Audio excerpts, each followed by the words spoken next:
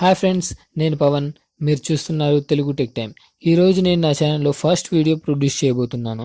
నేను ఆల్రెడీ నా ఇంట్రోలో చెప్పాను కదా, నా ఛానల్లో 2 టైప్స్ ఆఫ్ వీడియోస్ ఉంటాయి అనేసి. అయితే నేను ఫస్ట్ ఎలక్ట్రికల్ గురించి వీడియో చేద్దాం అనుకుంటున్నాను. అయితే ఎలక్ట్రికల్ వర్క్ చేసేటప్పుడు మనం ఫస్ట్ తెలుసుకోవాల్సినవి ప్రికాషన్స్, అంటే జాగ్రత్తలు. నేను ఈ వీడియోలో 2 విషయాల గురించి మాట్లాడాలనుకుంటున్నాను. ఒకటి వచ్చేసి అసలు ఎలక్ట్రికల్ షాక్ అంటే ఏంటి, అది ఎలా సంభవిస్తుంది.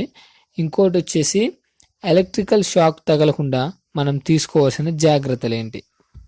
ఫస్ట్ మనం ఎలక్ట్రిక్ షాక్ గురించి తెలుసుకుందాం ఫ్రెండ్. దానికన్నా ముందు మన బాడీ కూడా ఒక మంచి కండక్టర్ అని తెలుసుకోవాలి. మన బాడీ నుంచి కూడా కరెంట్ చాలా బాగా పాస్ అవ్వగలదు. అయితే ఈ ఎలక్ట్రిక్ షాక్ ఎక్స్ప్లెయిన్ చేయడానికి నేను ఒక మంచి ఎగ్జాంపుల్ తీసుకొని చెప్తాను మీకు. ఇప్పుడు పిక్చర్లో కనిపించేది ఒక ఐరన్ బాక్స్ అనుకోండి. దానికి మనం సప్లై ఇచ్చినప్పుడు అది ఒక క్లోజ్ సర్క్యూట్గా మారుతుంది. పొరపాటున ఆ ఐరన్ బాక్స్ అనేది షార్ట్ సర్క్యూట్ అయినా లేదా సప్లై వైర్ అనేది బాడీకి టచ్ అయినా కానీ ఆ బాడీకి మొత్తానికి పవర్ సప్లై అనేది ఉంటుంది. ఆ సమయంలో ఎవరైనా వచ్చి దాన్ని తాకితే ఆ సప్లై అతని బాడీ నుంచి పాస్ అయ్యి గ్రౌండ్కి రీచ్ అవుతుంది. అప్పుడు సర్క్యూట్ అనేది క్లోజ్ అవుతుంది కదా, అప్పుడు వెంటనే అతనికి షాక్ కొడుతుంది. ఈ పవర్ హ్యూమన్ బాడీ నుంచి పాస్ అవ్వడాన్ని ఎలక్ట్రిక్ షాక్ అంటారు. ఈ ఎలక్ట్రిక్ షాక్ బాడీ నుంచి పాస్ అవ్వడం వల్ల చాలా ఎఫెక్ట్స్ ఉంటాయి. లైక్ పారాలిసిస్ రావడం కానీ, మన ఆర్గాన్స్ పనిచేయకపోవడం కానీ, ఇలా ఈ ఎఫెక్ట్స్ అనేవి వోల్టేజ్ రేటింగ్ని బట్టి కూడా ఉంటుంది. వోల్టేజ్ రేటింగ్ ఇంకా ఎక్కువైతే మనిషి చనిపోవచ్చు కూడా ఫ్రెండ్స్. మన ఇంట్లో ఉన్న ఎలక్ట్రిక్ వస్తువులన్నిటికీ ఎర్తింగ్ చేయడం వల్ల ఇలాంటి ప్రమాదాలు జరగకుండా చేయొచ్చు. ఎర్తింగ్ చేస్తే లీకేజ్ కరెంట్ అనేది ఎర్త్ వైర్ గుండా గ్రౌండ్కి వెళ్తుంది. సో అప్పుడు ఎవరైనా వచ్చి ఆ వస్తువును పట్టుకున్నా కానీ అతనికి షాక్ అయితే కొట్టదు. ఇప్పుడు మనం నెక్స్ట్ టాపిక్ గురించి మాట్లాడుకుందాం ఫ్రెండ్స్. అదే సేఫ్టీ ప్రికాషన్స్. మనం ఈ సేఫ్టీ ప్రికాషన్స్ని సరిగ్గా పాటిస్తే ఎలక్ట్రిక్ షాక్ను మాత్రం చాలా వరకు అవాయిడ్ చేయొచ్చు ఫ్రెండ్స్. అందులో కొన్ని ఖచ్చితంగా రబ్బర్ షూస్ మాత్రం వేసుకోవాలి. ఏదైనా వర్క్ చేసేటప్పుడు రబ్బర్ షూస్ మాత్రం ఖచ్చితంగా వేసుకోవాలి.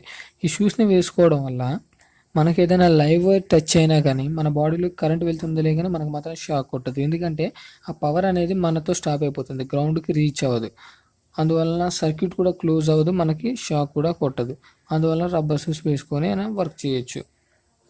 ఇంకా నెక్స్ట్ పాయింట్ వచ్చేసి ప్రాపర్ ఇన్సులేషన్ ఉన్న టూల్స్ని మాత్రమే వాడాలి. మనం చాలా రకాల టూల్స్ వాడతాం. కటింగ్ బ్లేడ్, టెస్టర్, ఇంకా ఇలా చాలా ఉంటాయి కదా.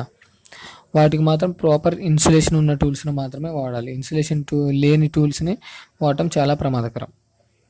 నెక్స్ట్ పాయింట్ వచ్చేసి డ్యామేజ్ అయిన స్విచ్చెస్ అండ్ ప్లగ్స్ ఉంటాయి కదా మన ఇంట్లో, వాటిని ఎప్పటికప్పుడు రీప్లేస్ చేయాలి. అలానే వాడకూడదు, అవి కూడా చాలా ప్రమాదకరంగా మారచ్చు మనకి. నెక్స్ట్ వచ్చేసి మనం వాడే ఎక్విప్మెంట్స్ అన్నింటికీ సరిగ్గా ఎర్తింగ్ ఉందో లేదో చూసుకోవాలి. నేను ఇంతకుముందు చెప్పాను కదా ఎర్తింగ్ యొక్క యూజ్, అందుకోసమే అన్ని ఎక్విప్మెంట్స్కి సరిగ్గా ఎర్తింగ్ ఉందో లేదో చూసుకోవాలి. ఇంకా నెక్స్ట్ వచ్చేసి మన ఇంట్లో వాడే ఫ్యూజ్ ఉంటాయి కదా, అవి కరెక్ట్ రేటింగ్లోనే వాడాలి. హై రేటింగ్ వాడామనుకోండి, మన ఇంట్లో ఉన్న షార్ట్ సర్క్యూట్ అయినా లేదా ఎవరికైనా షాక్ కొట్టినా కానీ ఆ ఫ్యూజ్ అనేది మెల్ట్ అవ్వదు. మెల్ట్ కాకపోవడం వల్ల మన వైరింగ్ మొత్తం కాలిపోవచ్చు, లేదా ఆ షాక్ కొట్టిన అతను చనిపోయే అవకాశం కూడా ఉంటుంది. అందుకనే కరెక్ట్ రేటింగ్ ఫ్యూజెస్ను మాత్రమే వాడాలి. నెక్స్ట్ వచ్చేసి పని చేసేటప్పుడు దృష్టి మొత్తం పని మీదే ఉంచాలి. వేరే వేరే ఆలోచనలు ఏం పెట్టుకోవద్దు, పని మీదనే దృష్టి పెట్టి పని చేయాలి ఫ్రెండ్స్. ఇంకా నెక్స్ట్ వచ్చేసి ఇది మనం సాధారణంగా చూస్తూనే ఉంటాం, చాలామంది చేస్తూనే ఉంటారు. సాకెట్లో మనం ప్లగ్ పెడతాం, ఏదైనా కానీ టీవీ కానీ ఏదైనా ఫ్యాన్ కానీ ఏదో ఒకటి పెడతాం. పెట్టేటప్పుడు మాత్రం మామూలుగానే పెడతారు, కానీ తీసేటప్పుడు మాత్రం వైర్ పెట్టుకుంటారు చాలామంది. ఇది మాత్రం చాలామంది చేసే పనే. అలా చేయటం చాలా ప్రమాదకరం ఫ్రెండ్స్.